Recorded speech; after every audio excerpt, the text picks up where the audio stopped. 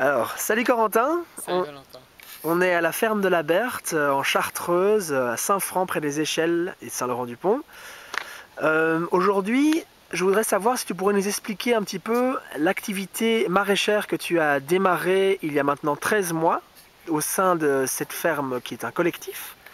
Je voudrais savoir si tu pourrais d'abord expliquer le principe du collectif. Comment est-ce que toute cette aventure à la ferme de la Berthe a débuté il y a maintenant 3 ans? Ça a débuté par un groupe de copains qui se connaissaient depuis pas mal d'années et puis qui avaient réfléchi à monter un projet collectif ensemble et puis qui s'est finalement concrétisé ici à la Berthe en achetant le hameau de la Berthe et en l'achetant avec la foncière Terre de Liens qui a, elle, acheté les terres agricoles et le hangar agricole, un grand hangar de 1000 m². Moi, je ne faisais pas partie de ce groupe de copains initial. Je les ai rencontrés quand ils étaient sur le point d'acheter le terrain. Et je me suis immiscé dans l'aventure avec eux quelques mois après qu'ils se soient installés sur le terrain définitivement. Donc toi tu es arrivé il y a combien de temps exactement Je suis maintenant? arrivé il y a un peu plus de 2 ans et demi sur le lieu. D'accord. Et aujourd'hui sur le lieu, qu'est-ce qu'il y a comme activités qui se sont mises en place? Aujourd'hui, on a du maraîchage bio qu'on mène avec Fred, Monique et puis toi cette saison. Il y a chèvre, fromage de chèvre qui est mené en bio, qui sera passé vraiment certifié bio l'année prochaine. Et puis de l'apiculture avec production de miel, gelée royale, propolis et autres produits de la ruche. D'accord. Et au niveau du début du jardin, est-ce que tu pourrais nous expliquer comment est-ce que Fred et toi, puisque vous êtes les deux associés principaux, Ouais. comment est-ce que vous avez décidé de démarrer l'entreprise du jardin? Fred avait une bonne sensibilité pour le maraîchage. On se posait un peu la question de savoir quelles activités on pouvait faire sur ce lieu-là. On avait plutôt envie de faire une activité agricole parce que c'est un lieu qui s'y prête bien et puis aussi parce que tout simplement on se sentait bien dans une activité agricole. Et par affinité avec Fred, j'ai commencé à me poser la question de savoir si c'était possible de faire du maraîchage à Saint-Franc et si ça m'intéresserait. Et en regardant un peu sur internet, je suis tombé sur le bouquin de Jean-Martin Forti, le guide du jardinier maraîcher, et en ouvrant ce bouquin, en le parcourant un peu pendant l'hiver, je me suis vraiment rendu compte qu'il y avait quelque chose d'hyper intéressant là-dedans, dans ce qu'il proposait. C'était hyper pratico-pratique, très concret, donc que ça nous permettait d'essayer quelque chose sans vraiment connaître grand-chose au maraîchage, de faire notre propre expérience avec beaucoup d'informations pratiques qui nous livrait dans ce bouquin.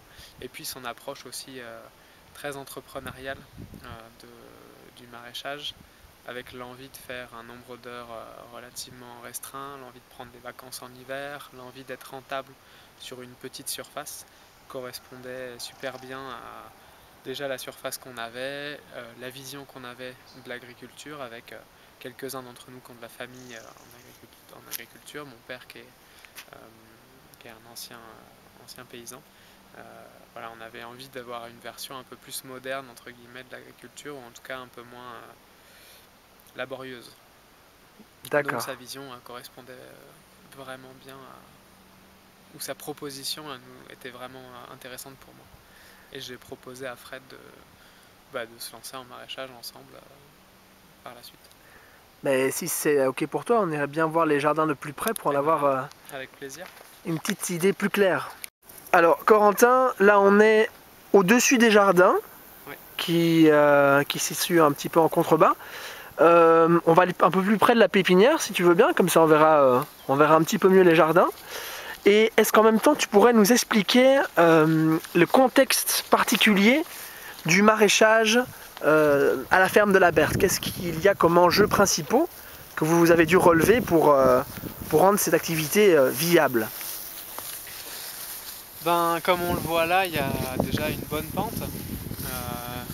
Si on regarde là en bas, juste pour aller jusqu'au cerf, il y a bien 30 mètres de dénivelé sur pas très long de distance. Donc voilà, on a une forte pente, on voit en face que les serres sont à peu près sur du plat. Finalement elles sont pas vraiment sur du plat, elles sont clairement pentues et on a clairement une différence de température dans les serres entre le bas et le haut. Et puis les premiers jardins sont sur une pente relativement légère, mais plus on va avancer et plus on va arriver sur cette pente là où il y a la pépinière, là où on est, qui est quand même hyper forte. Alors la première contrainte c'est ça, parce que du coup on ne peut pas travailler en tracteur. C'est beaucoup trop pentu, on détruirait beaucoup la structure du sol. Et puis ce serait assez dangereux de passer en tracteur sur de la pente comme ça en travers. On a essayé de le faire sur les pentes moins fortes en bas et on s'est vraiment rendu compte que tant que c'est pas tout à fait sec, on détruit vraiment le terrain et dès qu'il pleut derrière, on sent que c'est pas du tout drainant et que ça fait des grosses mares de boue. La deuxième contrainte, c'est effectivement celle-là, c'est hyper humide, on est en Chartreuse, ici on est le 22 juin, l'herbe est encore toute verte et elle restera verte comme ça tout l'été. Il pleut beaucoup ici en Chartreuse, on a un sol avec pas mal de limon fin qui, même s'il y a beaucoup de sable et de la molasse en dessous au niveau de la roche, c'est pas hyper drainant. Et donc on peut difficilement se permettre d'avoir un sol très tassé, sinon on a de la boue une grosse partie du printemps. Donc la deuxième contrainte c'était celle-ci, c'était comment faire avec un sol où il pleut fort et qui n'est pas hyper drainant, donc là ça nous interdisait aussi le tracteur. Puis la troisième chose je crois c'est le climat. On est en climat de montagne, on n'est pas en très haute altitude, on est à 550 mètres ici, mais on est complètement influencé par le climat de Chartreuse. On a de la neige, parfois 3 mois dans l'hiver, 4 mois dans l'hiver, des températures en dessous de zéro quasiment toutes les nuits d'hiver pour certaines années.